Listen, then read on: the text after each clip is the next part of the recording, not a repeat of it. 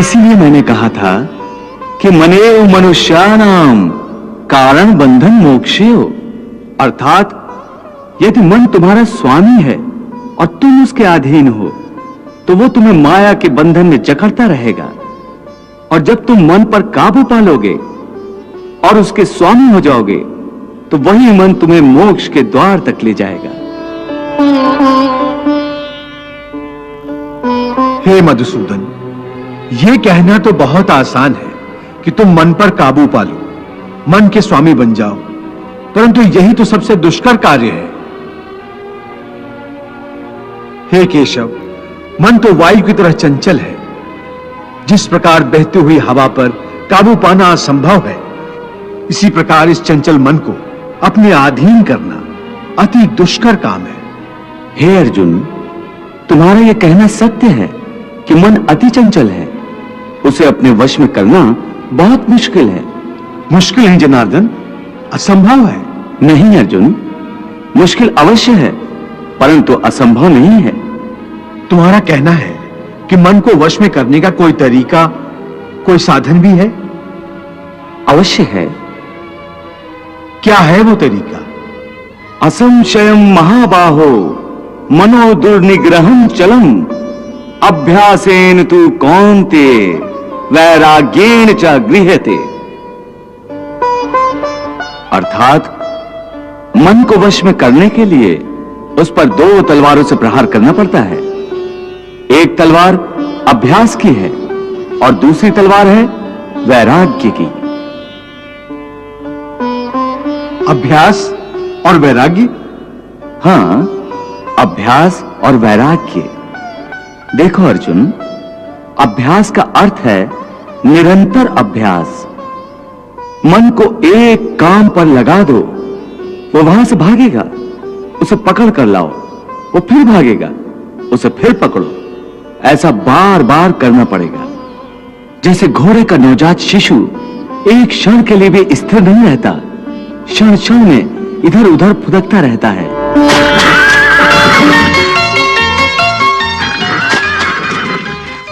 उसी प्रकार मन भी क्षण क्षण में इधर उधर फुदकता रहता है।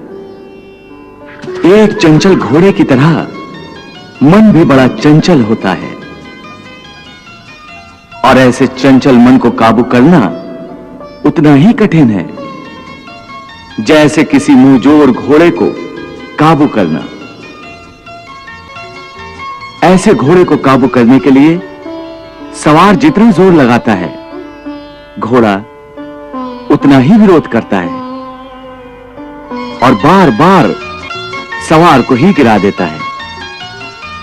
परंतु यदि सवार दृढ़ संकल्प हो तो अंत में वो सरकश घोड़े पर सवार हो जाता है। बस फिर वही घोड़ा सवार के इशारे पर चलता है।